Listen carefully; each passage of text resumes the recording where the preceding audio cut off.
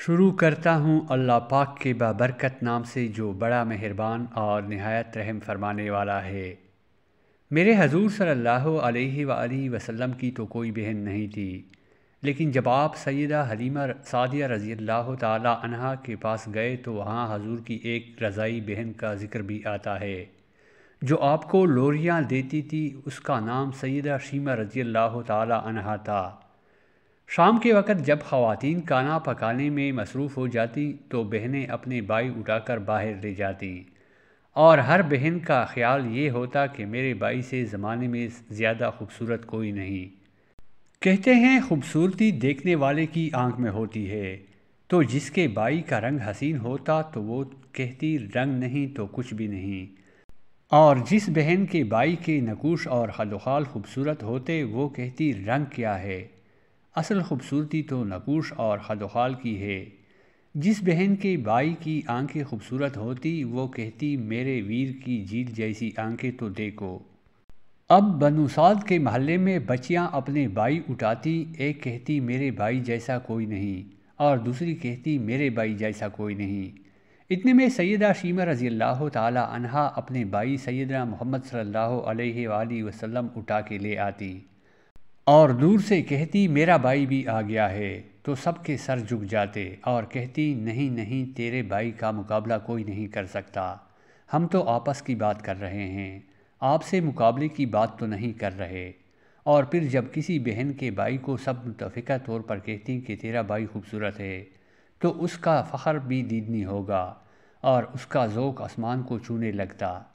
ابن ہشام سیرت کی سب سے پہلی کتاب ہے، اسی میں یہ واقعہ لکھا ہے کہ سیدہ شیمہ رضی اللہ تعالی عنہا حضور صلی اللہ علیہ وآلہ وسلم کو اپنی گود میں لے کے سمیٹتی اور پھر جھومتی اور پھر وہ لوری دیتی، اور لوری کے الفاظ بھی لکھ دیے ہیں جن کا ترجمہ ہے، اے ہمارے رب میرے بھائی محمد کو سلامت رکھنا، آج یہ پالنے میں بچوں کا سردار ہے، کل وہ لمبے ہوئے جوانوں کا بھی سردار ہوگا، اور پھر جھوم جاتی۔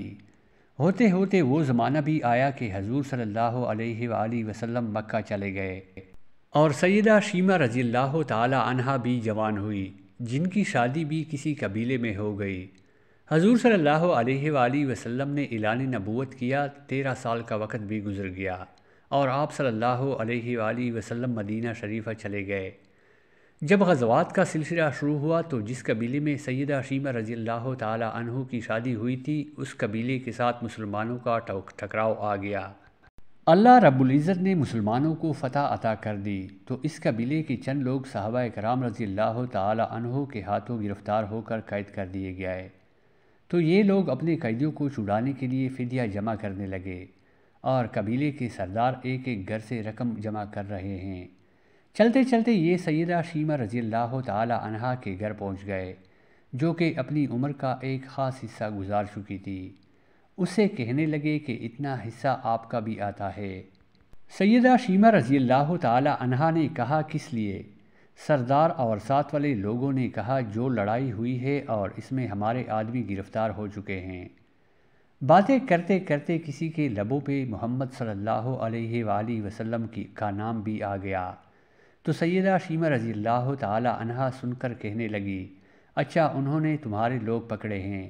کہا ہاں۔ سیدہ شیمہ رضی اللہ تعالی عنہ نے کہا کہ تم رقم اکٹھی کرنا چھوڑ دو، مجھے ساتھ لے چلو۔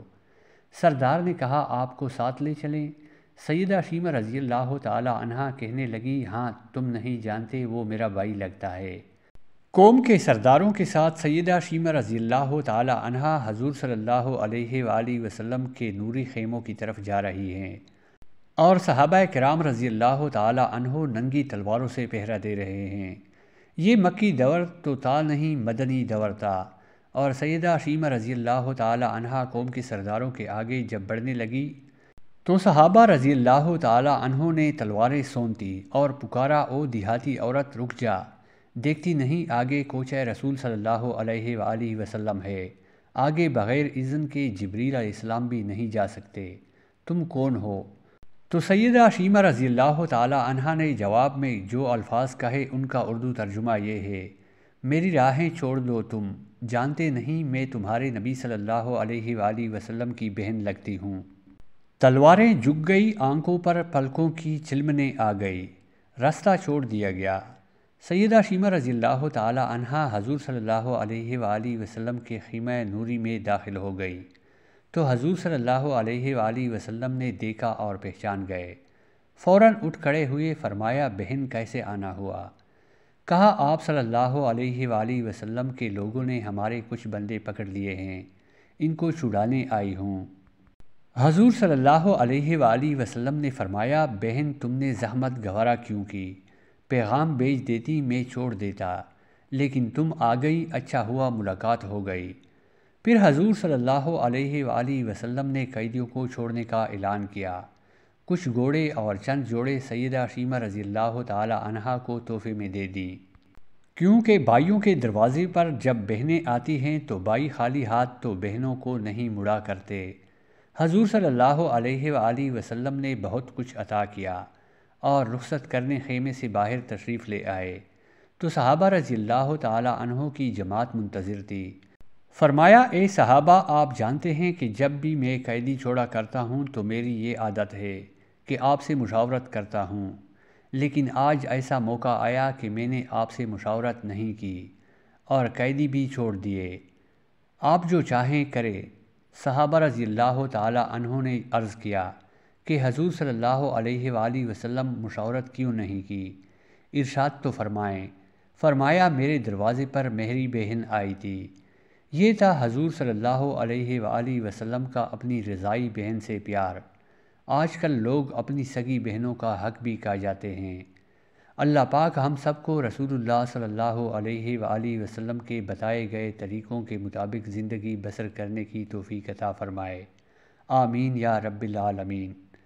پیارے دوستو، اگر آپ کو ویڈیو اچھی لگی ہو تو برائے مہربانی ویڈیو کو لائک اور چینل کو سبسکرائب کریں۔ آپ سب کا بہت بہت شکریہ۔